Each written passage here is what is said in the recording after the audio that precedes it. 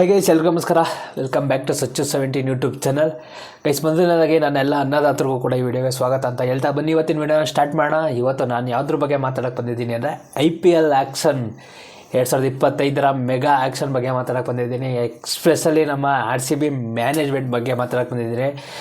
So ಎತ್ತ management ಅಂದರೆ ಚಿನ್ನಂಥ management ನಮ್ಮ RCB ಮ್ಯಾನೇಜ್ಮೆಂಟು. ಸೊ ಅಷ್ಟು ಸಕಲಾಗೈತೆ ಮ್ಯಾನೇಜ್ಮೆಂಟು.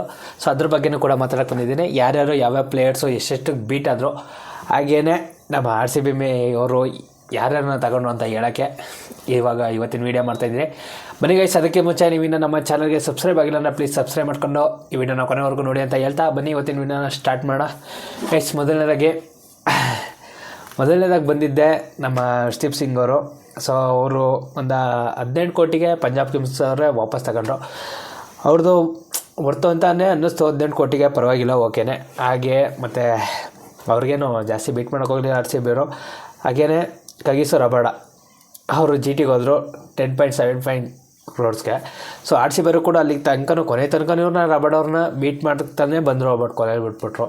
ಯಾಕೆಂತ ಗೊತ್ತಿಲ್ಲ, ಅವ್ರಿಗೆ ಇನ್ನೂ 1 ಕೋಟಿ 2 ಕೋಟಿ ಕೊಟ್ಟಿದ್ರು ಕೂಡ ಏನೂ ತೊಂದರೆ ಆಗ್ತಿರಲಿಲ್ಲ, ವರ್ತ್ ಅಂತಲೇ ಇರ್ತಿದ್ರು.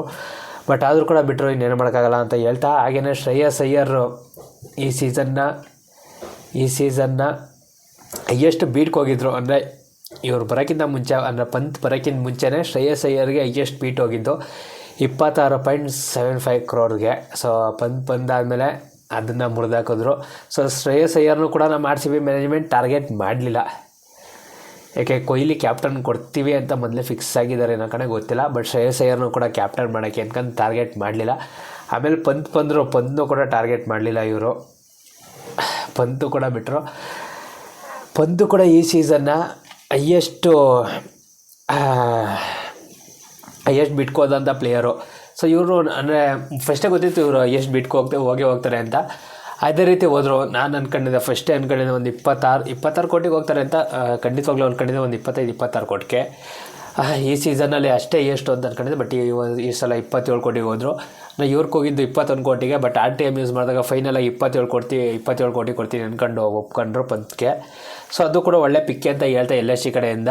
ಅಂದರೆ KL ರಾಹುಲ್ LSG ಅವರು KL ರಾಹುಲ್ನ ಬಿಟ್ಟಿದ್ರು. ಸೊ ಅದಕ್ಕೋಸ್ಕರನೇ ಪಂತು ಕೂಡ ಸೇಮ್ ವಿಕೆಟ್ ಕೀಪರ್ ಬ್ಯಾಟರ್ನ ತಗೊಂಡ್ರು ಅಂತ ಹೇಳ್ತಾ ಒಳ್ಳೆ ಪಿಕ್ಕೆ. LSG ಕಡೆಯಿಂದ 26 ಕೋಟಿ ಕೊಟ್ಟರು, ಹೊರತೆ ಏನಿಲ್ಲ, ಕೊಡ್ಬೋದು. ಬಟ್ ಸ್ವಲ್ಪ ಜಾಸ್ತಿ ಆಯಿತು, ಏನಾಗಲ್ಲ, ಕೊಡ್ಬೋದು. But okay. ಅದಾದಮೇಲೆ ನೆಕ್ಸ್ಟು ಬಟ್ಲರು 15.75 ಕ್ರೋರ್ಗೆ GTಗೆ ಹೋದರು. ಸೊ ಒಳ್ಳೆ ಪಿಕ್ಕೆ, ಏನಿಲ್ಲ, ಕೊಡ್ಬೋದು, ಹೊರತೆ ಐತೆ, ತೊಂದರೆ ಇಲ್ಲ. ನೆಕ್ಸ್ಟ್ ಮೇಯ್ನಾಗೆ ಮಿಚೆಲ್ ಸ್ಟಾರ್ಕು. ಹೋದ ಸಲ ಹೈಯೆಸ್ಟ್ ಬಿಡ್ಡುಗರು ಮಿಚೆಲ್ ಸ್ಟಾರ್ಕು, ಹೈಯೆಸ್ಟ್ ಬಿಡ್ಡು 25+. ಈ ವರ್ಷ 11.75 ಕ್ರೋರ್ಗೆ ಹೋಗಿದ್ದಾರೆ. ನನಗೆ ಗೊತ್ತಿತ್ತು ಅವ್ರು ಹೋಗಲ್ಲ ಅಂತ. ನಾನು ಅಂದ್ಕೊಂಡಿದ್ದೆ ಅಷ್ಟೇ, ಒಂದು 12-13 ಕೋಟಿಗೆ ಹೋಗ್ತಾರೆ ಅಂತ ಅಂದ್ಕೊಂಡಿದ್ದೆ. ಬಟ್ ಅದಕ್ಕೂ ಕೂಡ ಕಡಿಮೆಗೆ ಹೋಗಿದ್ದಾರೆ, 11.75 ಕ್ರೋರ್ಗೆ. ಒಳ್ಳೆ ಪಿಕ್ಕೆ. ಅದಾದಮೇಲೆ ನೆಕ್ಸ್ಟು ಮೊಹಮ್ಮದ್ ಶಮಿ SRH 10 ಕ್ರೋರ್. ಏನಿಲ್ಲ, ಚೆನ್ನಾಗಿ ಮಾಡ್ತಾನೆ ಇದ್ದರು, ಪರವಾಗಿಲ್ಲ, ಓಕೆ, ಇದು ಓಕೆನೇ. Next David Miller 7.50 crore LSG. Best ಪಿಕ್ಕೆ ಇದು. ಅಷ್ಟು ಕಡಿಮೆ ಸಿಕ್ಕವ್ರೆ ಅಂದರೆ ಓಕೆ, ಬೆಸ್ಟ್ ಪಿಕ್ಕೆ. ಇನ್ನೂ ಸ್ವಲ್ಪ ಜಾಸ್ತಿಗೆ ಹೋಗ್ತಿರೋ ಅಂತ ಎಕ್ಸ್ಪೆಕ್ಟ್ ಮಾಡ್ತಿದ್ದೆ ನಾನು ಇವ್ರನ್ನ. ಬಟ್ ಇನ್ನೂ ಕಡಿಮೆ ಸಿಕ್ಕಿದ್ದಾರೆ, ಒಳ್ಳೆಯದೇ ಆಯಿತು. Next Yuzvendra Chahal 18 crores for Punjab Kings. ಇದು ಜಾಸ್ತಿ ಆಯಿತಾ ಕಡಿಮೆ ಆಯಿತಾ ನನಗಂತೂ ಗೊತ್ತಿಲ್ಲ. ನನಗೆ ಸ್ವಲ್ಪ ಜಾಸ್ತಿನೇ ಆಯಿತು ಅಂದ್ಕೊಂಡೆ. ನಾನು ಒಂದು ಸ್ವಲ್ಪ 15 ಕ್ರೋರ್ ಅಂತ ಅಂದ್ಕೊಂಡಿದ್ದೆ ಅಷ್ಟೇ. ಸೊ ಫೈನಲಾಗಿ 15 ಕ್ರೋರು ಚಹಲ್ ಅಷ್ಟೇ ಅಂತ ಅಂದ್ಕೊಂಡಿದ್ದು. ಬಟ್ ಸ್ವಲ್ಪ ಜಾಸ್ತಿ ಆಯಿತು ಅಂತ ನಾನು ಅನ್ಕೋತೀನಿ. ಓಕೆ, ಪರವಾಗಿಲ್ಲ. ನೆಕ್ಸ್ಟ್ ಬರ್ತಾರೆ ನಮ್ಮ ಸಿರಾಜ್ DSP. ಏನು ಗುರು RCB ಅವರು ನಮ್ಮ DSPನೇ ಬಿಟ್ಬಿಟ್ಟಲ್ಲ ಗುರು. ಪಾಪಚ್ಚೆ ಸಿರಾಜ್ಗೆ ಅಷ್ಟೊಂದು ಅಂದರೆ RCB ಮೇಲೆ ಅಷ್ಟೊಂದು ಕಾಳಜಿ ಇತ್ತು, ಅಷ್ಟೊಂದು ಅಭಿಮಾನ ಇತ್ತು. ಬಟ್ ಆದರೂ ಕೂಡ ಯಾಕೆ ಇವರು ಬೈಬ್ಯಾಕ್ ಮಾಡಲಿಲ್ಲ? ಅಟ್ಲೀಸ್ಟ್ RTMನವರು ಯೂಸ್ ಮಾಡ್ಬೋದಿತ್ತು ಅಂತ ಅನ್ಕೋತಿದ್ವಿ. ಬಟ್ ಆದರೂ ಕೂಡ ಇವರು RTMನ ಯೂಸ್ ಮಾಡಲಿಲ್ಲ, ಏನು ಯೂಸ್ ಮಾಡಲಿಲ್ಲ. ಹಾಗೆ ಡೈರೆಕ್ಟಾಗೆ ಬಿಟ್ಬಿಟ್ರು. ಯಾಕೆ ಅಂತ ಗೊತ್ತಿಲ್ಲ. ಬಟ್ ಸಿರಾಜ್ನ GT ಅವ್ರು ಒಳ್ಳೆ ಪಿಕ್ಕೆ ತಗೊಂಡಿದ್ದಾರೆ, 12.25 ಕ್ರೋರು. ಒಳ್ಳೆ ಪಿಕ್ಕೆನೇ. ಬಟ್ RCB ಅವ್ರು ಕೊಡ್ಬೋದಿತ್ತು, ಏನು ತೊಂದರೆ ಇಲ್ಲ. 12.2 ಕ್ರೋರು. ಇನ್ನು 50 ಕ್ರೋರ್ಗೆ ಅಟ್ಲೀಸ್ಟು ಬಿಡ್ ಮಾಡಿದರೆ ಪಕ್ಕಾ ಬಿಡ್ತಿದ್ರು ಇವರು. ಆ ಥರ ಅಂದರೆ ವಾತಾವರಣ ನೋಡೋರು ಆ ರೀತಿ ಇತ್ತು, ಪಕ್ಕಾ ಬಿಡ್ತಿರೋ. ಬಟ್ ಆದರೂ ಕೂಡ RCB ಅವರು ಬಿಡ್ ಮಾಡೋಕ್ಕೆ ಹೋಗಲಿಲ್ಲ. ಇವ್ರು ಏನು ತಲೆಯಲ್ಲಿ ಯಾರನ್ನ ಇಟ್ಕೊಂಡವ್ರೆ ಅಂತ ನನಗಂತೂ ಗೊತ್ತಿಲ್ಲ. ನೆಕ್ಸ್ಟು ಲಿವಿಂಗ್ಸ್ಟನ್ನ ತಗೊಂಡವ್ರೆ. 8.75 crore. ಸೊ ಇದು ನನ್ನ ಪ್ರಕಾರ ಒಂದು ಲೆವೆಲ್ಗೆ ವರ್ತೆ ನನ್ನ ಪ್ರಕಾರ 8.7 crore. ಲಿವಿಂಗ್ಸ್ಟನ್ ಅಂದರೆ ಒಳ್ಳೆ ಗುದ್ದಾಡ ಬ್ಯಾಟರೇ. ಸೊ ಒಳ್ಳೆ ವರ್ತೇನೆ 8.7 crore ಸಿಗ್ತಾರೆ ಹೊರ್ತೆ. ಇವ್ರು ತಗೊಂಡಿದ್ದಂತೂ ನನಗಂತೂ ಪಿಕ್ಕೇ ಏನು ತೊಂದರೆ ಆಗಲಿಲ್ಲ. ನನಗಂತೂ ಇಷ್ಟ ಆಯಿತು ಇವ್ರನ್ನ ತಗೊಂಡಿದ್ದು. ಸೊ ಖುಷಿನೂ ಕೂಡ ಆಯಿತು 8.75 crore. ಲಿವಿಂಗ್ಸ್ಟನ್ ಸಿಕ್ಕಿದ್ದು ನನಗಂತೂ ಖುಷಿನೂ ಕೂಡ ಆಯಿತು. ಹಾಗೆಯೇ ಫೈನಲಾಗಿ ಬರೋಣ ನಮ್ಮ KL ರಾಹುಲ್, ನಮ್ಮ ಕನ್ನಡಿಗ, ನಮ್ಮ KL ರಾಹುಲ್ನ 14 crore DC. ಇದ್ರ ಬಗ್ಗೆನೇ ಫೈನಲಾಗಿ ಮಾತಾಡಬೇಕಾಗಿರೋದು ನಾನು. ಅದೇ ನಮ್ಮ RCB ಮ್ಯಾನೇಜ್ಮೆಂಟು ಅದೇನು ತಲೆಯಲ್ಲಿ ಏನು ಇಟ್ಕೊಂಡವ್ರೆ ಅಂತ ಗೊತ್ತಾಗ್ತಿಲ್ಲ. ಅದು ಯಾರನ್ನು ತಗೋಬೇಕು ಅಂತ ಅಂದ್ಕೊಂಡವ್ರೆ ಗೊತ್ತಾಗ್ತಿಲ್ಲ. ಬಟ್ ಅದನ್ನಂತೂ ಕಾದೇ ನೋಡಬೇಕು. ಅಲ್ಲ, ನಾನು KL ರಾಹುಲ್ ತಗೊಂಡಿದ್ದೆ ಎಷ್ಟು ಅಡ್ವಾಂಟೇಜ್ ಆಗ್ತಿತ್ತು ಅನ್ನೋದನ್ನು ಹೇಳ್ತೀನಿ ಕೇಳ್ಕೊಳ್ಳಿ. ಒಂದು ವಿಕೆಟ್ ಕೀಪರ್, ಬ್ಯಾಟರ್ ಮತ್ತು ಓಪ್ನರು ಮತ್ತು ಯಾವುದೇ ಸ್ಲಾಟರ್ ಕಳಿಸಿದ್ರು ಕೂಡ ಗುದ್ದಾಡ ಅಂಥ ಪ್ಲೇಯರು.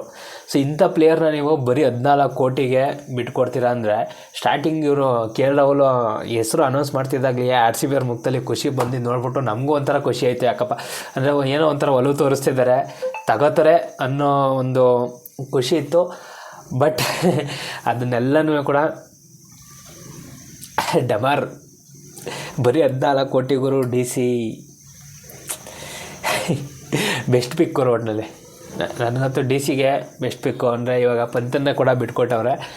ಸೊ DCಗೆ ಬೆಸ್ಟ್ ಪಿಕ್ಕಿ ಅಂತಲೇ ನನ್ನ ಪ್ರಕಾರ ಏನು ಬೆಸ್ಟ್ ಪಿಕ್ಕೇನೆ. 14 ಕೋಟಿಗೆ ಕೇಳೋ. ಹೋದ ಸಲನೇ 2024ರಲ್ಲಿ 14 ಕೋಟಿ ಕೊಟ್ಬಿಟ್ಟು ಮೆಗಾ ಆಕ್ಷನ್ ಬರೋಕ್ಕಿಂತ ಮುಂಚೆನೇ LSG ಅವರು ತಗೊಂಡಿದ್ರು. ಈ ಸಲ ಬಿಟ್ಬಿಟ್ಟಾರೆ. ಬಟ್ ಈ ಸಲ ಅಷ್ಟಕ್ಕೂ ಕೂಡ RTMನೂ ಕೂಡ ಯೂಸ್ ಮಾಡೋಕ್ಕೆ ಹೋಗಲಿಲ್ಲ. ಬೆಸ್ಟ್ ಪಿಕ್ಕೆ. ಬಟ್ RCB ಅವರು ಇಷ್ಟು ಚೀಪ್ ಲೆವೆಲ್ಗೆ KL ರಾಹುಲ್ನ ಬಿಡ್ತಾರೆ ಅಂತ ನಿಜವಾಗ್ಲೂ ಅಂದ್ಕೊಂಡಿರಲಿಲ್ಲ. ಬಟ್ ಆದರೂ ಕೂಡ ಬಿಟ್ಟವ್ರೆ, ಇನ್ನೇನು ಮಾಡೋಕ್ಕಾಗಲ್ಲ. ಒಟ್ಟಿನಲ್ಲಿ ಏನೋ ಬಿಟ್ಟವ್ರೆ. ಬಟ್ ಇದ್ರ ಬಗ್ಗೆ ಮಾತಾಡೋಕ್ಕಂತೂ ನನಗಂತೂ ಮಾತೇ ಬರ್ತಿಲ್ಲ. ಆ ಮ್ಯಾನೇಜ್ಮೆಂಟ್ ಹೋಗೋ ತನಕ ನಾನು RCB ಕಪ್ ಗೆಲ್ಲಲ್ಲ ಅಂತ ಅನಿಸುತ್ತೆ ನನಗೆ. ಯಾಕೋ ಈ ಸಲ ಡೌಟ್. ಅಟ್ಲೀಸ್ಟು ಇವರು KL ರಾಹುಲ್ನ ತಗೊಂಡಿದ್ರೆ ಓಪ್ನಿಂಗಲ್ಲಿ ಕೊಹ್ಲಿ ಮತ್ತು KL ರಾಹುಲ್ ಓಪನಿಂಗ್ ಮಾಡ್ತಿದ್ರ. ನಂಬರ್ 3ನಲ್ಲಿ ಪತಿದಾರ್ ಬರ್ತಿದ್ರ. ನಂಬರ್ 4ನಲ್ಲಿ ಅಟ್ಲೀಸ್ಟು ವಿಲ್ ಜಾಕ್ಸ್ ಅಥವಾ ಮ್ಯಾಕ್ಸ್ವೆಲ್ನ ಯಾರನ್ನೂ RTM ಮೂಲಕ ರಿಟೈನ್ ಮಾಡಿದರೆ ಅದು ಅವರಿಬ್ಬರಲ್ಲೂ ಯಾರು ಒಬ್ಬರು ಒಳ್ಳೆ ಪಿಕ್ ಆಗಿರೋದು ನಿಜವಾಗ್ಲೂ. ಬಟ್ ಇವರು ಈ ರೀತಿ ಮಾಡಿಬಿಟ್ರು. ಈ ರೀತಿ ಮಾಡ್ತಾರೆ ಅಂತ ನಾನು ಎಕ್ಸ್ಪೆಕ್ಟ್ ಕೂಡ ಮಾಡಿರಲಿಲ್ಲ. ಬರೀ 14 ಕೋಟಿಗೆ RCB ಏನು ಅನ್ಕೊಬಿಟ್ಟವ್ರೆ ಅಂದರೆ, ನಾನು 15 ಕೋಟಿ ಮೇಲ್ಗಡೆ ಕೂಗೋದೇ ಬೇಡ, ಅದು ಏನಾದ್ರು ಆಗಿಬಿಡಲಿ, 15 ಕೋಟಿ ಮೇಲ್ಗಡೆ ಕೂಗೋದೇ ಬೇಡ ಅಂತ ಅನ್ಕೊಬಿಟ್ಟವ್ರೆ. ಅಯ್ಯೋ, ಇನ್ನೇನೋ ಮಾತಾಡೋಕ್ಕಿಲ್ಲ ಗೈಸ್. ಅದು ಯಾರನ್ನು ತಗೋತಾರೆ ಅದನ್ನು ನೋಡೋಣ, ಕಾದು ನೋಡೋಣ ಗೈಸ್. ಯಾರನ್ನು ತಗೋತಾರೆ, ಯಾರನ್ನು ಪಿಕ್ ಮಾಡ್ತಾರೆ, ಈ ಸಲ ಕಪ್ಪು ನಮ್ಮದಾಗುತ್ತಾ ಇಲ್ಲ ಬೇರೆಯವ್ರದ್ದಾಗುತ್ತಾ, ಅದನ್ನು ಕೂಡ ಮುಂದಕ್ಕೆ ನೋಡೋಣ. ಬಟ್ ಈ IPL ಆ್ಯಕ್ಷನಲ್ಲಿ ನನಗೆ KL ರಾಹುಲ್ನ ಬಿಟ್ಟಾಗ್ಲಿಂದನೂ ಯಾಕೋ ಆ್ಯಕ್ಷನ್ ನೋಡಬೇಕು ಅಂತಲೇ ಅನ್ನಿಸ್ತಿಲ್ಲ.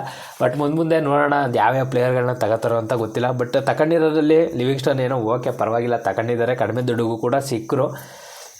ಓಕೆ, ನೋಡೋಣ ಮುಂದೆ ಏನು ಮಾಡ್ತಾರೆ, ಯಾರನ್ನು ಕ್ಯಾಪ್ಟನ್ ಮಾಡ್ತಾರೆ. ಅಲ್ಲ, ಕೊಹ್ಲಿನೇ ಕನ್ವಿನ್ಸ್ ಮಾಡಿದಾರಾ, ಕೊಹ್ಲಿನೇ ಪಕ್ಕ ಕ್ಯಾಪ್ಟನ್ನ, ಅಥವಾ ಇನ್ಯಾರಾದರೂ ಕೂಡ ತಗೋಬೇಕಾ, ಅಟ್ಲೀಸ್ಟ್ ನಿಮ್ಮ ಲೀಸ್ಟಲ್ಲಿರೋರು ಯಾರು ಅಂತ ಕೇಳಿನ. ಬಟ್ ನಾನಂತೂ ಅಂದ್ಕೊಂಡಿದ್ದು ಅಟ್ಲೀಸ್ಟ್ ಅಂದರೆ RCB ಯಾವುದೇ ಕಮೆಂಟ್ ತೆಗೆದು ನೋಡಿದ್ರು ಕೂಡ KL ರಾಹುಲ್ ಮತ್ತು ಸಿರಾಜ್ ಬೈ ಇದ್ದೇ ಇರ್ತಿದ್ರು. ಬಟ್ ಈಗ ಇವತ್ತು ಅವ್ರನ್ನೂ ಕೂಡ ಬಿಟ್ಬಿಟ್ಟು ಇದನ್ನು ಆ್ಯಕ್ಷನ್ನ ನಡೆಸಿದ್ದಾರೆ. ಮುಂದೆ ಯಾರನ್ನು ತಗೋತಾರೆ, ಇವ್ರ ತಲೆಯಲ್ಲಿ ಏನೇನು ಓಡ್ತಿದೆಯೋ, ಅದು ಯಾವ ಥಿಂಕಿಂಗಲ್ಲಿ ಓಡ್ತಿದ್ದಾರೋ ಒಂದಂತೂ ಗೊತ್ತಿಲ್ಲ. ಬಟ್ ಲೋಕಲ್ ಬೈ ಕ್ಯಾಪ್ಟನ್ ಆಗಿರೋ ನಮ್ಮ RCBಗೆ ಎಷ್ಟು ಇದಾಗ್ತಿತ್ತು, ಎಷ್ಟು ಸಪೋರ್ಟ್ ಸಿಗ್ತಿತ್ತು. ಬಿಡಿ, ಇವಾಗ ಆಗಿದ್ದೆಲ್ಲ ಆಗೋಯ್ತು. ನೆಕ್ಸ್ಟ್ ನೋಡೋಣ ಮುಂದೆ ಯಾರ್ಯಾರು ತಗೋತಾರೆ ಅನ್ನೋದು ಕೂಡ ಅಪ್ಡೇಟ್ ಮಾಡ್ತೀನಿ. ಅದಕ್ಕೂ ಮುಂಚೆ ನೀವು ಇನ್ನು ನಮ್ಮ ಚಾನಲ್ಗೆ ಸಬ್ಸ್ಕ್ರೈಬ್ ಮಾಡಿಲ್ಲ ಅಂದರೆ ಸಬ್ಸ್ಕ್ರೈಬ್ ಮಾಡ್ಕೊಂಡು ವಿಡಿಯೋನ ಕೊನೆವರೆಗೆ ನೋಡಿ ಅಂತ ಹೇಳ್ತಾ ಸಿಗಮ್ಮ ನೆಕ್ಸ್ಟ್ ವಿಡಿಯೋನಲ್ಲಿ. Okay friends, by.